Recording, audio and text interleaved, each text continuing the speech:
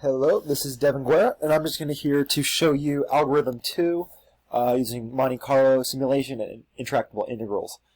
So for our first question, is basically we have a square quadrant and a quarter circle, and so using that square and the circle as well as a distribution, we're going to try to find the area of that circle and then solve for pi.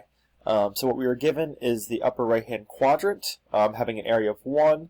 The quarter circle touches the inside of the quadrant at x equals 1 and y equals 1. We have the formula for a circle, and then that we're going to run it for 1,000,000 iterations. So here on the left is the pseudocode. And just going down, we have declared our variables. So we have our counter, iterations, radius, iterations, and such. And then going into the pseudocode, we have a for loop. So for I equals 1, the number of iterations, we're going to run the simulation 1,000,000 times. And so if the formula for that circle is less than 1, we're going to increase the counter. And then from that counter, we're going to divide it by the number of iterations to get a percentage. This is the percent inside the circle out of the total. We're going to find the area of the circle and then find pi using that area of the circle. And the results should be pretty close between the actual pi and our area. So I'm going to run through that code now, and here we have it right here. So I'm going to hit run. All right, and we get a result. So here we have our percent, the area of the quadrant, area of our circle, which is 3.1404. And as you can see, I mean, it's extremely, or here's the area of the quarter circle, I'm sorry. But as you can see, it's extremely close to what actual pi is, and that is the results we basically want. And now for the second part of this assignment, let's see here. We're using Monte Carlo to solve integrals, and we're using a random, a standard normal deviates, and we're finding the 95% confidence intervals, following our integration process. So we're going to find the area under the curve of the integral, the upper and lower confidence levels, and then compare to the actual integral answer of MATLAB to see our accuracy.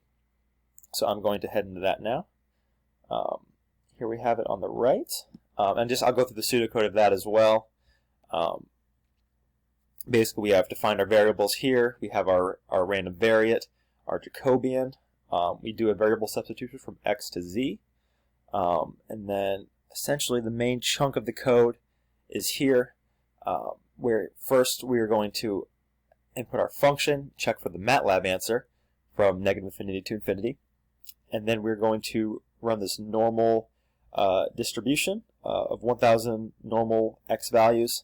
We're going to find our z, our Jacobian, and then our area, and our standard deviation, obviously, and using those two things, we're going to find our upper and lower bounds.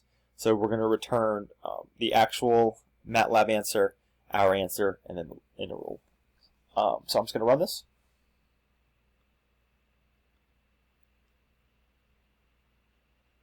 And it should take a little bit because it is 1,000,000 iterations or so, or 1,000 I should say. But here we have a graph of that function. So I'm going to exit out of that. But just looking in here, so I forgot to mention, we are doing it, I went ahead and done it for the uniform distribution, the exponential distribution, as well as the normal distribution. So I'm going from top to bottom.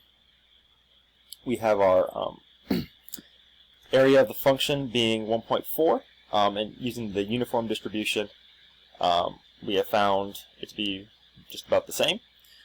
Here is the area using the exponential, or I'm sorry, so in all these cases we're dividing a distribution out of our function. That's how we get these answers.